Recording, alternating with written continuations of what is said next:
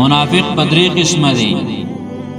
یو تویل کیږي منافق شکی، دویم تویل کیږي منافق اعتقادی چې عقیده د نفاق ده، او دریم منافق عملی. منافق شکی دی توای چې هغه ایمان خوراوړی دی خو شکی دی چیرې دا پیغمبر به رښتیا وایي او که نه، یره د دې پیغمبر بعضې خبرې ښې معلومیږي او بعضې زمونږ عقل نه مني، یره دا قرآن کریم به حق یو که نه. دا منافقان دا د شک د وجې نه دیو کې نفاق راغلی دی، شک مرض پکې پیدا شوی دی. دا وجه وه چې کله نبی علیه الصلاة والسلام د شب معراج سفر وشه بره لاړو، نو پای کې ډېر خلک بیرته کافران شو. دا منافقي شکیان چې کوم خلک منافق شکی والا هغه خلک بیرته لاړه کافر شو. ځکه ویل موږ هر څه د سمنلي وو، الله موږ نه ولیدلی، موږ نه څه ومانه، دا قرآن هم ومانه، دا مو منل، دا مو منل، خو دا خو نشو منلی که نه چې په یو شپه کې بلکې د شپې په لږه حصه کې لاول بیت المقدس ته تلل چې د یوې میاشتې مزل دی، چې سړی تیز اس باندې ته نو د یوې میاشتې مزل و، او ته دلته په یو شپه کې لاړې، بیا اسمان ته څومره مزل دی، او بیا اووم اسمان، او بیا جنت او جهنم، دا دومره سیلونه تا په یو شپه کې وکړه، دا موږ نشو منلی. نو په دې باندې هغه شکیان کم خلک وو هغه بیرته کافر شو. دویم منافق اعتقادی.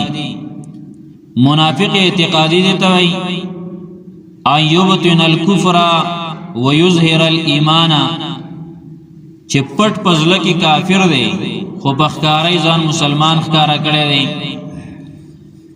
لکه د مسلمانانو د خطا کولو دپاره، د مسلمانانو د غلطولو دپاره، مسلمانانو کې د فتنې خورولو دپاره راننوتی دی، نور اصل کې دی کافر او خپل هغه کفر خوری خو به ظاهر ځان مسلمان ښکاره کړلی. دا منافق اعتقادي دی، او دا منافق داسې دی چې فی الدرک الاسفل من النار، دا به په هغه لاندې طبقې د اور کې د جهنم چې کومې اووه کندې دي، دا په هغه اوومه کنده کې لاندې بیخي د غټ کافر د هغه نورو کافرانو نه دا غټ کافر دی. نور کافران هغه به برئ نورو طبقو کې وی د جهنم، خو دا به په هغه لاندې طبقه کې ځکه د ده ضرر ډېر زیات دی. دریم نمبر منافق عملی دی. ګوره د آیات کې منافق عملی هغه دې ته ویلی کی ان یکون اعماله اعمال النفاق، چې دې په زړه کې کافر نه دی، شکیم نه دی، لکه نه د څه شک شته په قرآن کې او په حدیثو کې او په پیغمبر کې، او نه دی د زړه نه کافر دی، خو صرف هغه د منافقت کارونه کوي، او قرآن منی، قیامت منی، اقرار کوي چې دا ټول خبرې حق دي او عملونه خراب دي. لکه قرآن او حدیث کې هغه کارونه تفصیلا بیان شوي دي، هغه کارونه کوي. لکه دروغ وای، دام د منافقانو نښه ده، وعده خلافی کوي، خیانت کوي، کنزل کوي، ګانې اوري، د منافقتوب نه نه یریږي. دا داسې کارونه دي، داسې نورم شته چې دا د منافق عملی یعنی هغه کارونه د نفاق دي.